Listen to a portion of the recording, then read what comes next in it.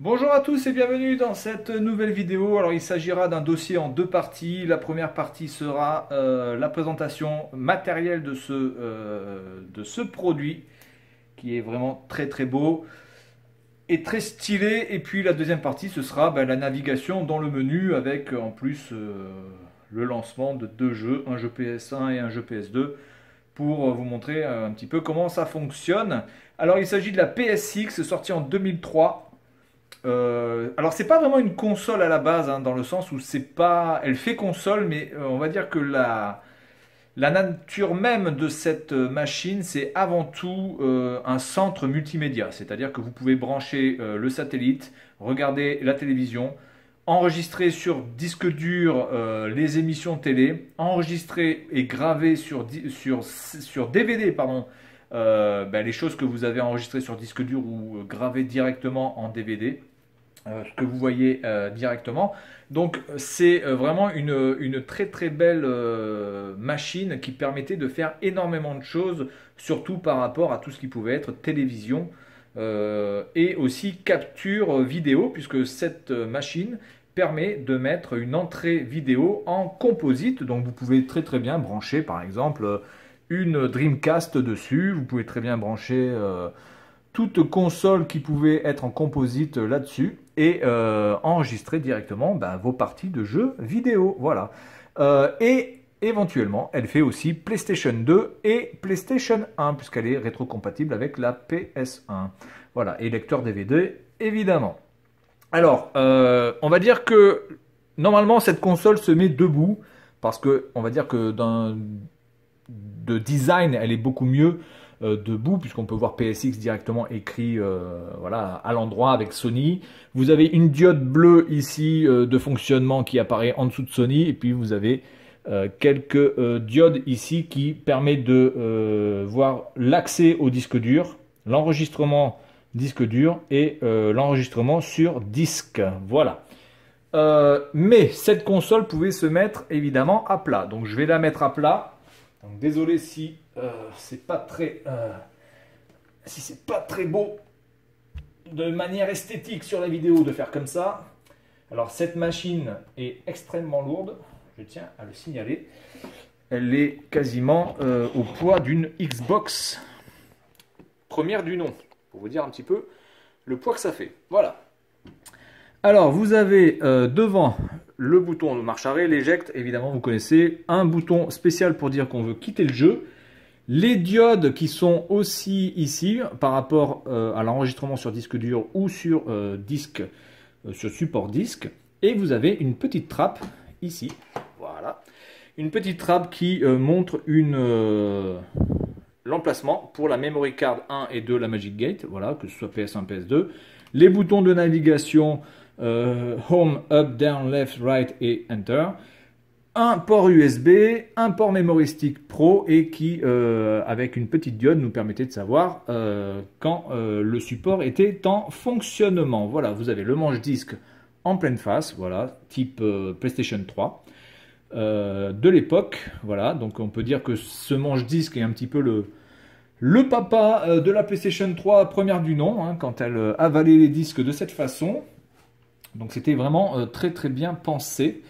C'est assez stylé, il faut reconnaître. Vous avez ici évidemment un port infrarouge qui permet donc de capter la télécommande. Alors la télécommande était fournie normalement avec cette console dans sa boîte. Alors moi j'ai la boîte, la notice, les cales et la console, mais je n'ai pas la télécommande.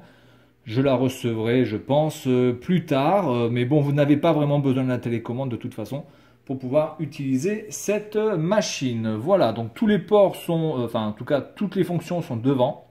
Il n'y a rien sur le côté gauche, rien sur le côté droit, simplement voilà, une pièce d'aluminium. Ici vous avez sur le dessus, vous pouvez voir l'épaisseur au-dessus de mon ongle.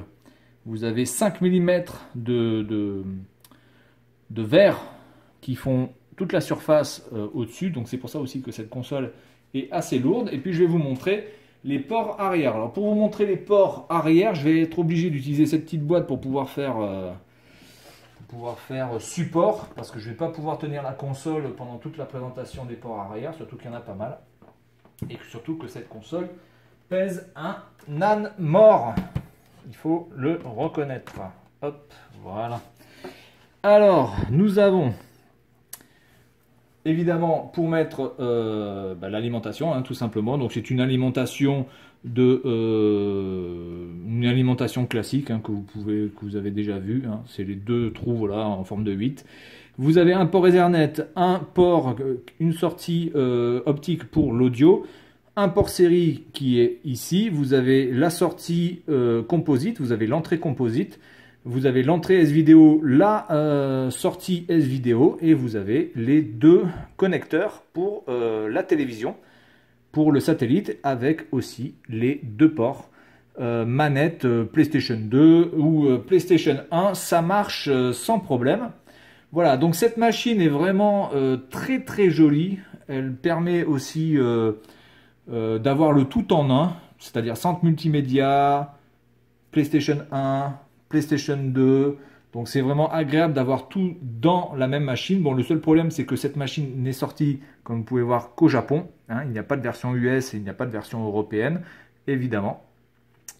Et les jeux ne peuvent être lus que si ce sont des jeux japonais ou en tout cas NTSC.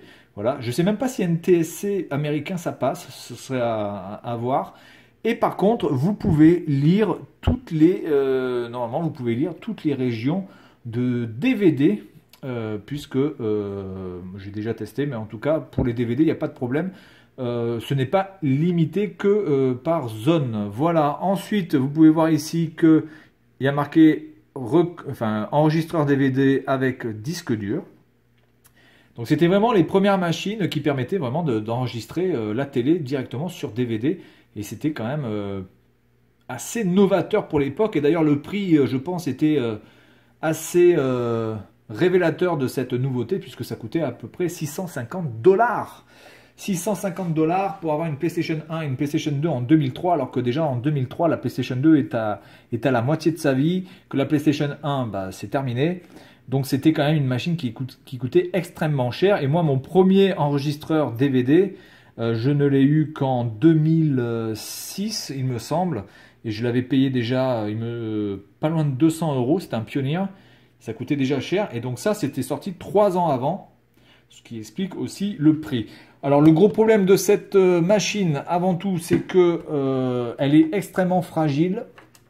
On va dire déjà d'un point de vue matériel, elle est extrêmement fragile, et puis aussi elle était beaucoup trop chère et c'est une pièce assez rare, il faut le reconnaître, maintenant à trouver, puisque si vous voulez trouver cette machine en parfait état de fonctionnement en boîte, vous devez quand même compter au minimum 400 ou 500 €, soit bien plus qu'une Neo Geo AES par exemple. C'est quasiment, je pense, le prix d'une Jaguar, enfin Atari Jaguar en boîte. Sauf que là, évidemment, on est ailleurs. Hein. C'est vraiment on est vraiment dans un autre monde. Bon, moi, je ne l'ai pas eu très cher parce que j'ai un étudiant qui a pu me l'avoir à un prix très très intéressant. Je ne dirai pas le prix, mais comptez quand même. Si vous l'avez en loose, vous faut compter au moins 200-250 €. Et en boîte, dans un état nickel, il faudra compter le double, voire le triple. Voilà, donc c'est tout pour cette première partie de vidéo sur la PSX. Et puis moi, je vous dis à la prochaine pour la deuxième partie où je vais montrer un petit peu le menu, parce que le menu de cette PSX était en fait le précurseur des menus qu'on allait trouver sur la PS Vita, la PlayStation 3 et la PlayStation 4. Voilà. Allez, à la prochaine. Salut à tous.